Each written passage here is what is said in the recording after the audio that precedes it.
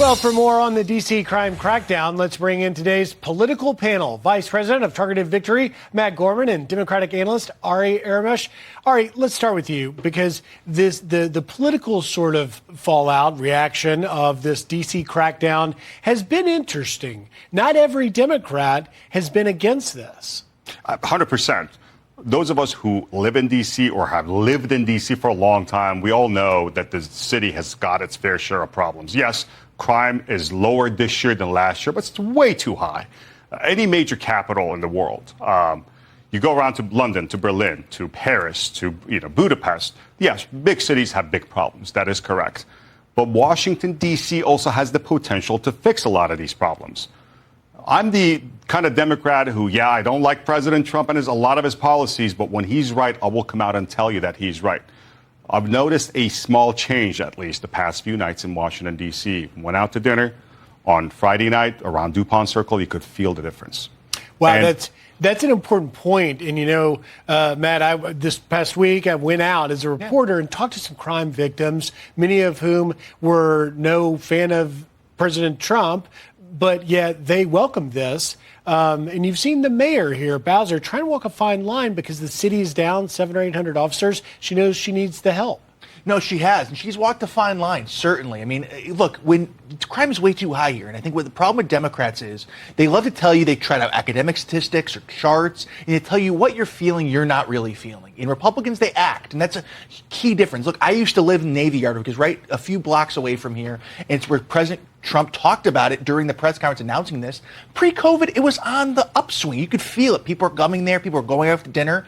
After COVID, and specifically after the mayor and the city council predominantly loosened a lot of the laws on violent crime, it was dramatically different. And I left last year because you combine the crime with higher taxes, higher cost of living, higher rent, and the value proposition gets way out of whack really quickly. Yeah, and last year, Democrat Congressman Henry Cuellar got carjacked in Navy Yard where you're talking about it. All right, we got so many things to talk about. I do want to get this out there because I've been waiting for the political panel all weekend, and that was in the high-stakes Alaska summit. President Trump, Putin, now we're going to have the White House meeting with Zelensky tomorrow and a whole handful of European leaders. One moment really stood out, and that was when former Secretary of State Hillary Clinton had this to say. Listen. If he could end it without putting Ukraine in a position where it had to concede its territory to the aggressor who threatened European security. If we could pull that off, if President Trump were the architect of that, I'd nominate him for a Nobel Peace Prize. Because my goal here is to not allow capitulation to Putin. Didn't have that on my bingo card, Ari. If I batted 640, I'd be the shortstop for the Mets. I mean, come on. First of all, I think President Trump is making some big mistakes here vis-a-vis President Putin. We brought him to U.S. soil. We sort of literally laid down the red carpet. Killing still goes on. I understand the need to end this war, and I think the president is well-intentioned when he says he wants to end this war. But legitimizing a madman, a man who is behind the murder of thousands and thousands of innocent Ukrainians, and somebody who is a clear threat to Eastern Europe, to democratic Europe. Let's put it this way. You got China, Russia, North Korea, Iran, Venezuela emerging as sort of the next, I don't want to call it the Eastern Bloc, but the other bloc.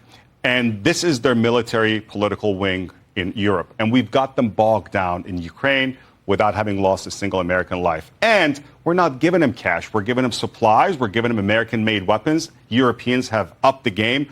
I'd like to see the war come to an end, but what I'd like to see is to make sure that Russia wouldn't dare, Russia under Putin, wouldn't dare do this again to another country in Europe, especially a free country in Europe. Matt, you have had the spokeswoman for the State Department, Tammy Bruce, and a handful of others say, actually, this meeting did have to happen, and only President Trump could get this to bring them to the table and hopefully reach a peace agreement. I'll give you the final word. Yeah, well, what I saw from Hillary Clinton was she wants us to clean up her mistakes. Because remember, Russia invaded Crimea, which was a lot of this once she was, and President Obama were in office. So it's rich for her to talk about territory being given back when they had the opportunity to fix that problem. They didn't. And you're right. Look, today, on Friday, it was a good first step. See if Putin is serious. Get him to the table. I hope this trilateral between Zelensky, Putin, and Trump happen. We have to figure out a way to get peace. Yeah, we'll see where it goes. Certainly a high-stakes meeting at the White House tomorrow. Matt Gorman, thank you. Ari Aramesh, thank you very much for being here. Good to see you, Chris. All right.